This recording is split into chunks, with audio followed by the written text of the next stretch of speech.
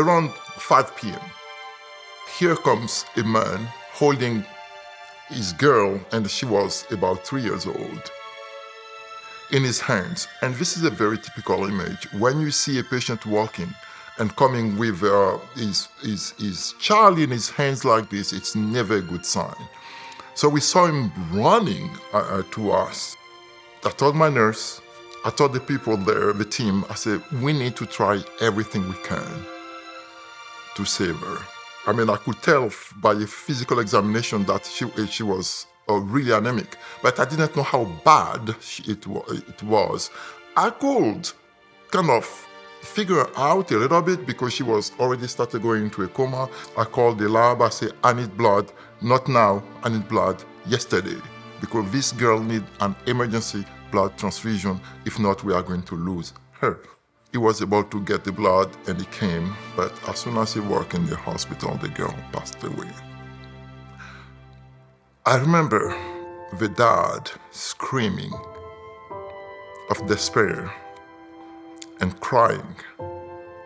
I remember going and sitting down with him, taking my scrub and sitting there with him and crying with him.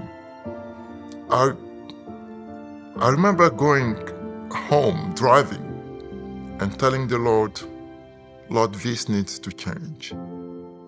We need to do something for things like that not to happen.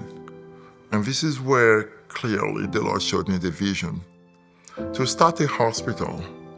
And I call it Hope Christian Health Center.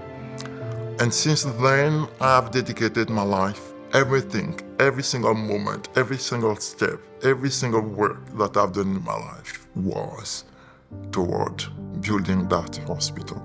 We call it hope because what is missing in my country, what is missing in the villages, in the communities, is that people have lost over the years through traumatic experiences of losing a child, a mother, a father.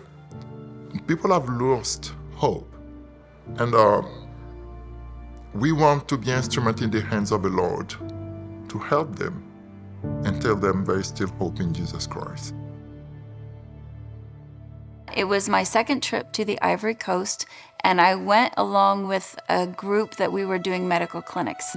And so this mother was bringing a little girl, and she was about 4 years old, and we weighed and measured her and found that she was malnourished, that she was starting to have a considerable amount of malnutrition. And so I sat with this mother and I talked to her about how to feed her child, what kinds of food were nutritious. And I noticed that the more I talked to her, the more hopeless she became.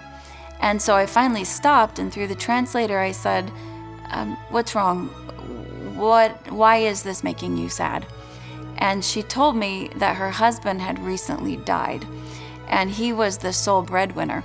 And so because he was no longer providing food, she didn't have enough money to feed her daughter. That was a turning point for me to realize that just coming for 4 days into the country was not enough. There were so many needs and so much need for hope that we needed a permanent structure. What I hope to see and what I think inspires me personally every day, to begin with, talking about care in an area where there is very little access to care. There's hundreds of individuals in that community who have undiagnosed issues. If we can get them before their issues become a stroke, before they become a heart attack, we're going to be able to impact the health of individuals for generations to come by teaching them about new health habits, new ways of eating, new ways of exercising. Patients will be coming from all over the place and to receive medical attention, but also to hear the gospel of Jesus Christ. And for me, I think being part of a project like this, it's much bigger than us. It's offering a permanent presence that meets the medical needs, but also moves into the communities through community health. And while we're doing that, we want to share the gospel. And we want to see churches explode all over the coast of West Africa. Giving to this project is being part of a larger vision. I don't think we can put a monetary value to hope. If the Lord lays it on your heart that you can give, whether that's a small gift or a big gift, then give. Join with us, partner with us as we bring the gospel to West Africa and we bring hope and healing to people who need it very desperately.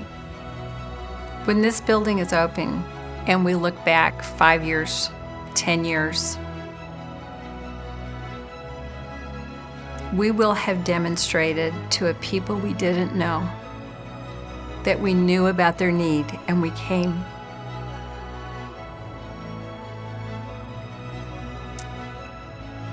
We came because we loved them even though we didn't know them. To make a difference in their lives now and for eternity.